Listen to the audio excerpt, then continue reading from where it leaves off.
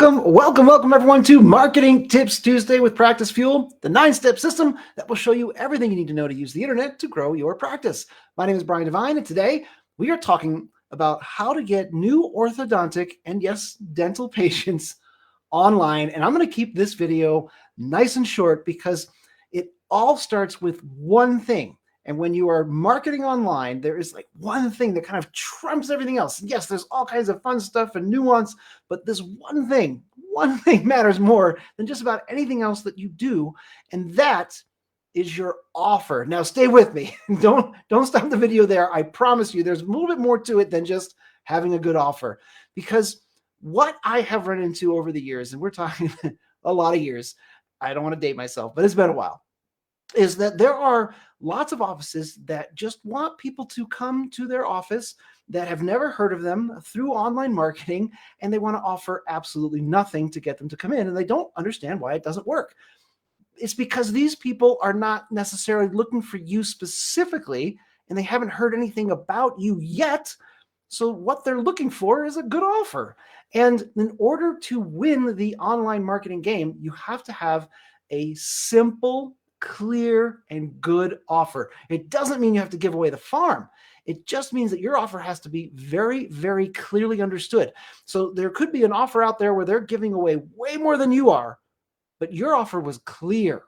And that will do better than even like some outrageously great, fantastic offer. Being able to have a very clear and understandable offer is going to take you very, very far. Now, we always call this the HSO, the holy smokes offer, and you can substitute whatever S word you want for smokes. But the key here is that you think through what kind of an offer is going to work for what it is that you're offering online. One of the easiest ways to do that is to, of course, go look at your competition. What is happening? What are people doing when you search for your type of service for what you're offering on Google? What offers are you seeing? And you might be seeing outrageous offers, and it might be worth a phone call, right? You call that office. Hey, I saw this online. Can you tell me more about the offer? And you might find out, well, there's this stipulation that, you might find out the offer's not that great, which means that you can give a very clean and very specific offer that doesn't have to be that good. It just has to be simple to understand. Now, what we're talking about is, again, not just giving a lot of money, but making it simple for people to know what they get when they take the next step. And one of the best things that you can do is tell people not to schedule a free consultation, right? Because, that's a big step. That's, hey, I don't know who you are. And now I'm going to come to your office and spend, I don't know how long. And then I'm going to talk to somebody. And then I don't know if that offer is going to be good for what I need. So there's all this internal dialogue. One of the best things you can do is just say, click here to have a phone call, so that we can answer your questions and make sure this offer is perfect for you. We're talking that simple, that straightforward, nothing fancy. You can even just say, to get this voucher, do this. And then on the page, now this is where we get into the nuance, right? This is where we get into all the other things that matter after the offer, is you make sure that you don't just send them to your homepage, because now I've got a ton of things to look at. Your offer may or may not actually be on that homepage, and I don't really remember why I was there. So make sure that you go to just a landing page that has one thing, your offer that got them there, and then a yes or no. Like, click here or don't, but nothing else, okay? So that offer is key to getting people past the first step. And if your offer is unclear, like, matching down up to this only on Tuesdays and Wednesdays every third week. If you make this complicated, people move on, because the confused mind always says no. And if you are confusing people with your offer, they will say no and they'll move on, which just means that they're not going to click on your ad, or they're not going to fill out whatever form it is that you want them to fill out, take whatever action you want them to take. They won't do it. Keep it simple. And again, it doesn't have to be some big, $1,500 off. Now, I actually live in an area where there's an office that is always running between $1,200 and $2,000 off. And I see the office kind of shift between those depending on the time of year.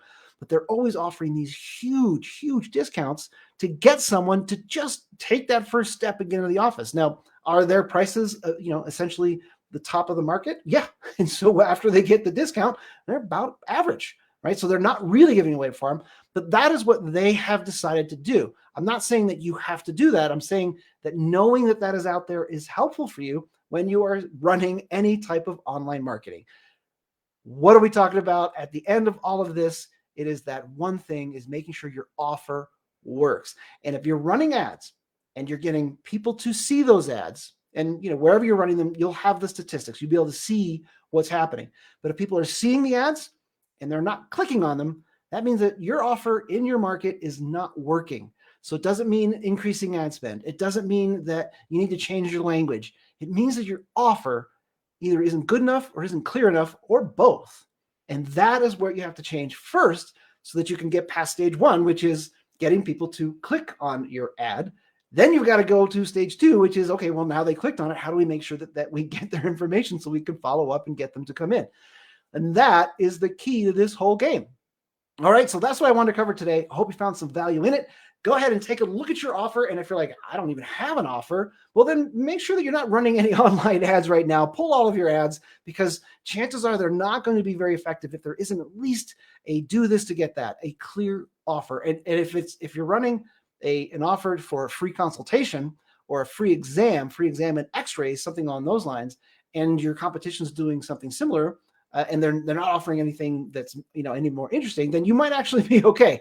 But just kind of take a look at what your offer is, make sure it's really easy to understand, and then you can kind of go from there. So that's all I had for you today, and I look forward to seeing you next time on Marketing Tips Tuesday with Practicefuel. That's it for me. Bye for now.